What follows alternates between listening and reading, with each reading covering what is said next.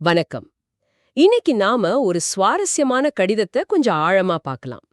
கவிஞர் John Keats இருக்கார் இல்லையா? ம். அவர் 1818ல அவரோட பதிப்பாளர் ஜான் டேலருக்கு எழுதின ஒரு கடிதம் இது. ஆமா. இந்த கடிதம் கீட்ஸோட மனசுக்குள்ள என்ன ஓடுச்சு, அவரோட படைப்பு முறை எப்படி இருந்துச்சுன்னு புரிஞ்சுக்க ரொம்ப உதவியா இருக்கு. குறிப்பா அந்த எண்டிமியன் கவிதை பத்தி அவர் என்ன நினைச்சாரு, பொதுவா கவிதைனா என்ன, எப்படி இருக்கணும்னு அவர் பார்த்தாரு, அதெல்லாம் இதுல தெரிய வருது. உண்மைதான். வெறும் தத்துவங்கள் மட்டும் இல்லாம, ஒரு இளங்கவிஞரா அவர் என்னென்ன நடைமுறை சிக்கல்களை சந்திச்சாருங்கிறதும் இதுல தெரியுது பாருங்க. சரி சரி, அப்போ வாங்க இந்த கடிதத்துக்குள்ள என்ன இருக்குன்னு கொஞ்சம் விரிவாவே பார்க்கலாம். முதல்லயே கீட்ஸ் டெய்லருக்கு நன்றி சொல்றாரு. எதுக்குன்னா கையெழுத்து பிரதிய திருத்தினதுக்கு. ஆமா.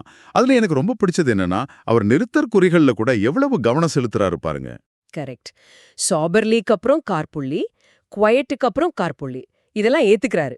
ம். வாசகர்கள் படிக்கும்போது எந்தவித முன்முடிவுகளும், அதாவது பிரிஜுடிசஸ், தடங்களா இருக்கக்கூடாதுன்னு ரொம்ப அக்கறையா சொல்றாரு. ஒரு படைப்பாளிக்கே அந்த தெளிவு எவ்வளவு முக்கியம்னு இது காட்டுது இல்லையா? நிச்சயமா. அப்புறம் அந்த எண்டிமியன் கவிதையை பத்தி பேசும்போது அது ஒரு முதல் முயற்சி மாதிரி சொல்றாரு. ஆமா.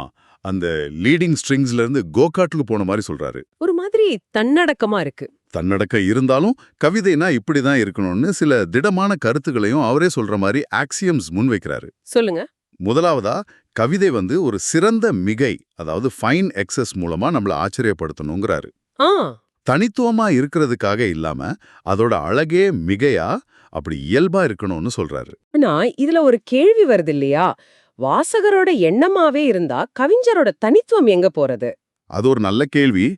ஒருவேளை அந்த பொதுவான உணர்வை கவிஞரோட மொழியினும் பார்வையும் தான் தனித்துவமா மாத்துதுன்னு அவர் நினைச்சிருக்கலாம். இருக்கலாம். சரி, அவரோட ரெண்டாவது கருத்துக்கு வருவோம். கவிதையோட அழகு முழுமையா இருக்கணும், பாதியில நிக்க கூடாதுங்கிறாரு. ஆமா. சூரியன் உதிக்கிறது, வளர்றது, மறையறது மாதிரி ரொம்ப இயற்கையா முழுமையா இருக்கணும். வாசகருக்கு மூச்சு திணற மாதிரி இல்லாம ஒரு திருப்தியான அனுபவமா இருக்கணுங்கிறது தான் அவர் பாயிண்ட். கரெக்ட். இங்கதான் அந்த ரொம்ப பிரபலமான வரிய சொல்றாரு பாருங்க. எது?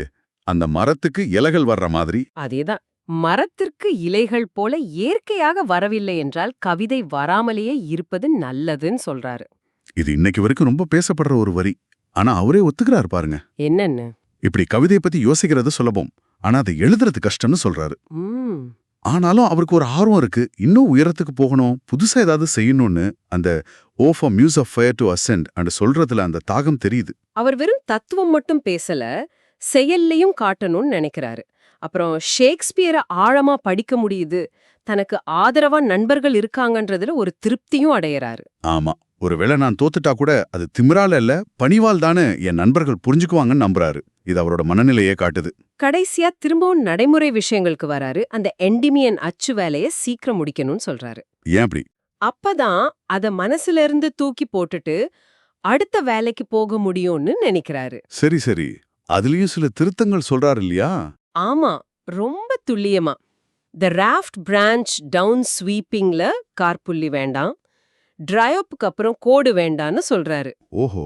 ஆக பாத்தீங்கன்னா இந்த ஒரே கடிதத்துல ஒரு இளம் கவிஞரோட ஆர்வம், அவரோட கவிதை பற்றிய தத்துவங்கள், தன்னடக்கம், லட்சியம், அப்புறம் பதிப்பு சம்பந்தமான பிரச்சனைகள்னு பல விஷயங்கள் தெரிய வருது. ஆனா வாசகர் அனுபவத்துக்கு முக்கியத்துவம் கொடுக்கணும், கவிதை இயற்கையா அழகா மிகையா இருக்கணும், ஆனா செயற்கையா இருக்கக்கூடாதுன்னு அவர் விரும்பினது ரொம்ப தெளிவா தெரியுது. அப்போ இந்த உரையாடல் மூலமா கீட்ஸோட பார்வைய ஓரளவுக்கு புரிஞ்சுக்கிட்டோம். இப்போ உங்களுக்கான ஒரு சின்ன கேள்வி.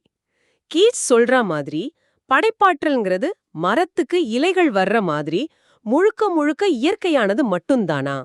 இல்ல அதுல கடின உழைப்பு, திருத்தம் செய்யறது, சுய கட்டுப்பாடு, இதுக்கெல்லாம் எவ்ளோ பங்கு இருக்கு? இத பத்தி நீங்க என்ன நினைக்கிறீங்கன்னு கொஞ்சம் யோசிச்சு பாருங்க.